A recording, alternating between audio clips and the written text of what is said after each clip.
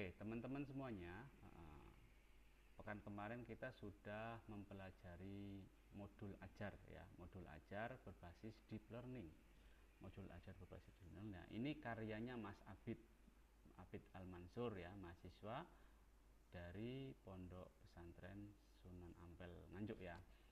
Nah, yang namanya modul ajar itu diawali dengan ini identitas dulu ya, identitas dulu. Jadi ini judulnya modul ajar pembelajaran mendalam SD, mapelnya IPAS ya, karena tidak ada laptop tulis tangan tidak apa-apa. Ya, sip. Nama penyusunnya ini Muhammad Abid Al-Mansur, nama sekolahnya SD IS PSM Kediri, tahun pelajarannya 26, jenjang sekolahnya SD, fasenya B. Kenapa fase B? Karena kelas 4. Kita tahu fase itu di SD ada 3. Fase A kelas 1 2, fase B kelas 3 4, fase C kelas 3, 3 4, 6. Gitu ya. 6. Jadi karena Mas Abid Ya. ambil kelas 4, maka dari itu dia tergolong fase B. Oke. Fase ini yang saya lingkari, fase B. Oke. Dan ini untuk pre-reguler, untuk siswa reguler. Nah, artinya bukan untuk siswa yang berkebutuhan khusus atau siswa yang pinter banget.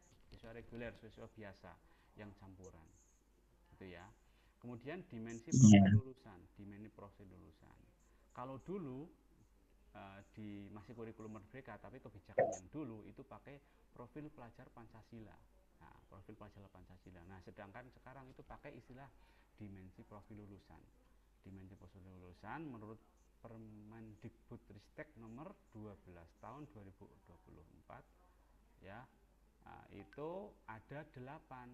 Nah, ada 8 yaitu dimensi keimanan, ada kewarganegaraan, ada penalaran kritis, ada kreativitas, kolaborasi, kemandirian, kesehatan, dan komunikasi.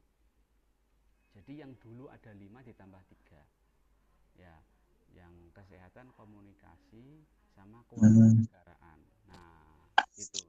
Jadi untuk catatannya gini Mas, kerjaannya Mas Abid ini, dimensi profil lulusan 8 ini kamu harus pilih mana yang cocok, tidak perlu dicantumkan semuanya. Oke? Oh, Tidak iya, perlu iya, iya. dicantumkan semuanya ya. Misal Mas Abid hanya memilih ini misal 2 saja boleh. Misal 2 saja. Misal yang dipilih itu ini misal ini ya, yang dipilih itu dimensi, karena ini nanti ada kelompok-kelompokan ya. Yang jelas ada dimensi kolaborasi, ini yang saya lingkari. Misal, jadi cukup memilih 2 sampai 3 dimensi saja, Mas. Nah, kolaborasi ya. Kemudian keimanan. Nah, keimanan berarti nanti Mas Abi juga mengintegrasikan nilai-nilai karakter di situ. Dikaitkan gitu ya. Dikaitkan. Nah, ini Iya, masuk iya. panca indera. Misal gini, pembelajaran.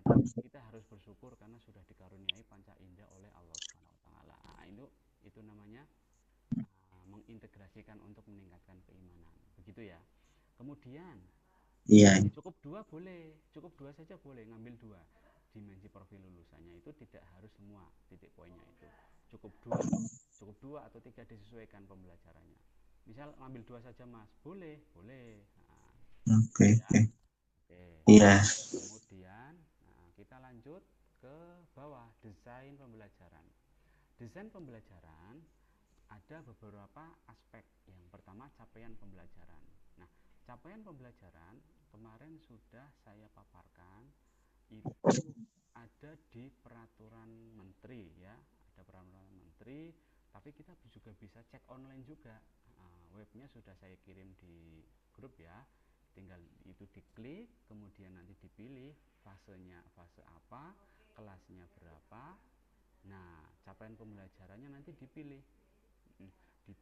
Misal ini pada fase B diharapkan peserta didik dapat memahami bentuk dan fungsi panca indera. Ini yang diambil. Tapi sebenarnya ada banyak ya Mas Abid kemarin ya. Ada satu paragraf banyak gitu ya. Nah, ini yang dipilih Mas Abid hanya materi atau bab panca indera, ya, panca indera. Indra. Oke. Nah, kemudian gini catatannya, sudah ya, capaian pembelajaran itu sudah ada, sudah disediakan. Kalau makanan itu sudah tersaji di meja, tinggal ngambil, gitu ya, ibaratnya gitu. Yang perlu kita buat adalah tujuan pembelajaran. Oke, tujuan pembelajaran kita harus membuatnya, ya, ya. Tujuan pembelajaran itu kita harus membuat. Nah, ini hasil buatan Mas Abid, ya Mas ya. Yang tiga ini, 1, 2, 3, ini adalah pecahan dari capaian pembelajaran. Jadi capaian pembelajaran kan diharapkan peserta didik dapat memahami bentuk dan fungsi indera. Nah, memahami. Kalau memahami, kalau dalam taksonomi Bloom itu level 2. Ingat, taksonomi Bloom itu C1 itu mengingat, C2 memahami, C3 itu mengaplikasikan. Nah, kalau level SD C1, 2, 3 masih oke lah. Nah, Mas Abid, tujuan pembelajaran itu harus menggunakan taksonomi Bloom itu, menggunakan C tadi, level C, kognitif. Kalau boleh diingat itu ya kata kerja. Nah, kata kerjanya itu yang dipakai itu mengingat. Nah, ini pas dengan level C1. Ya toh? C1. Ya. Nah, memahami ini C berapa? Ini C, tadi C2. Ya. Memahami C2. Nah, menjelaskan ini juga masuk level C2. Nah, jadi masing-masing C itu ada kata kerja, apa namanya, KKO namanya, kata kerja operasional, ya, kata kerja operasional. Nah, kata kerja operasional masing-masing level itu beda-beda, gitu ya. Nah, tujuan pembelajaran itu harus dibuat. Yang sudah tersaji itu hanya capaian pembelajaran. Nah, gitu. Kalau tujuan pembelajaran harus dibuat. Jadi dipecah. Pecahan dari capaian pembelajaran itu namanya tujuan pembelajaran. Maka harus sinkron. Gitu ya. Yang sama itu apa? Yang sama. Nah, ini materinya itu kan sama. Bentuk dan fungsi panca indera. Nah, ya kan? Bentuk dan fungsi panca indera ini sama. Yang berbeda adalah ini, mengingat, memahami, menjelaskan. Ini C1, C2, C2. Nah, karena CP-nya C2, ya, memahami, berarti tujuan pembelajarannya itu minimal itu C1 sampai C2. Ya. Ya, C3 boleh, tapi lihat siswanya mampu apa enggak. Yaitu ya. Jadi minimal C2 dan C1. Makanya Mas Abid tadi menggunakan C1. C1 itu mengingat. C2 itu memahami. Menjelaskan itu masuk kategori memahami. Oke, clear ya? Oke, teman-teman, ini saya rekam, nanti saya upload di YouTube, nanti bisa di review ulang ya. Jadi pembelajarannya itu bisa online dan nanti bisa mereview kembali di YouTube saya ya. Ini saya rekam, nanti saya upload insya Allah. Jadi nanti bisa direview ulang nanti malam setelah kegiatan atau besok, begitu ya. Itu untuk fundamental kita harus memahami capaian pembelajaran dan bagaimana membuat tujuan pembelajaran. Kemarin sudah saya instruksikan untuk memilih satu capaian pembelajaran dan membuat tujuan pembelajaran. Nah, ini tujuan pembelajarannya. Oke, membuat tujuan pembelajaran dari capaian pembelajaran yang dipilih. Gitu. Oke, itu desain pembelajaran. Kita lanjut ke kolom atau ke poin C. Ya, poin C itu praktek pedagogis. Ya, praktek pedagogis. Nah, praktek pedagogis itu titik poinnya adalah peserta didik itu diajar dengan model pembelajaran apa, gitu. Nah, ini Mas Abid menggunakan PJBL. Berarti ada projectnya. PJBL kan project based learning. Jadi pembelajaran berbasis proyek. Artinya panca indera, materi panca indera kalau dibuat project itu kita buat project apa ya? Gitu. Oh, kita buat project ini saja, Pak. Gambar. Boleh ya. Jadi siswa disumat untuk gambar panca indera yang disukai gitu ya. Atau apa gitu ya. Kalau misal gambar enggak sesuai nanti apa? Kan jenengan lebih kreatif. Ada gambaran ya. Itu berbasis project kalau PJBL. Jadi di akhir pembelajaran itu siswa harus secara kelompok maupun individu. Kelompok ya karena ini dimensi profil lulusannya itu kolaborasi harus sesuai. Karena dimensi profil lulusannya itu kolaborasi ini, maka kerjanya harus kolaborasi. Jadi dimensi profil lulusan itu tidak hanya dicantumkan tok, tidak ada gunanya, enggak, ini ada gunanya, ada fungsinya. Kalau kolaborasi berarti materinya kelompok, gitu ya, kerjanya kelompok, gitu ya. Tapi ngerjakan ujiannya sendiri-sendiri, gitu loh. Paham? Ya, paham ya? Nah, seperti itu. Jadi lanjut ya. Kemudian kalau misalnya nanti PJBL membuat proyeknya kelompok, bagus karena sesuai dengan unsur kolaborasi. Paham ya? Nah, nah di sini lanjut. Maka menggunakan gambar ini menggunakan gambar alat panca indera sebagai media pembelajaran sehingga peserta didik diharapkan dapat melakukan eksplorasi, interpretasi, sintesis dan penilaian sehingga menghasilkan berbagai bentuk hasil belajar. Ya, oke. Jadi intinya menggunakan ini alat bantu media pembelajaran gambar panca indera.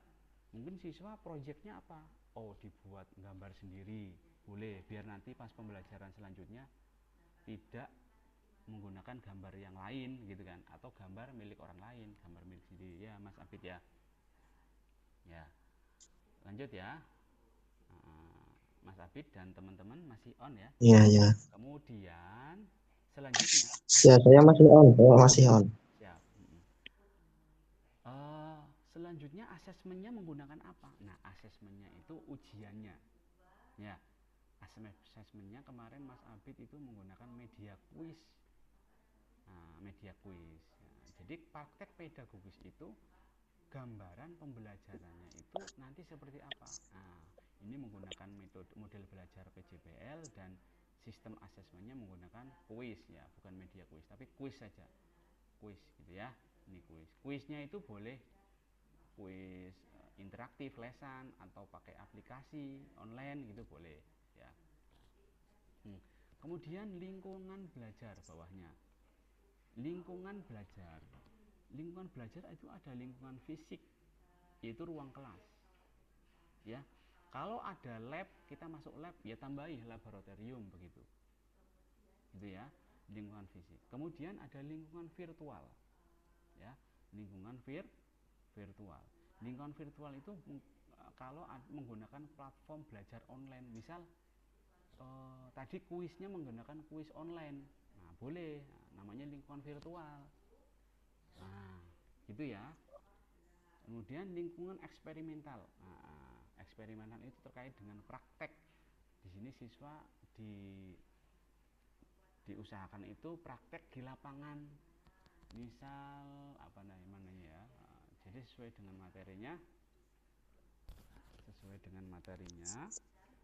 itu siswa itu praktek ya, praktek ya.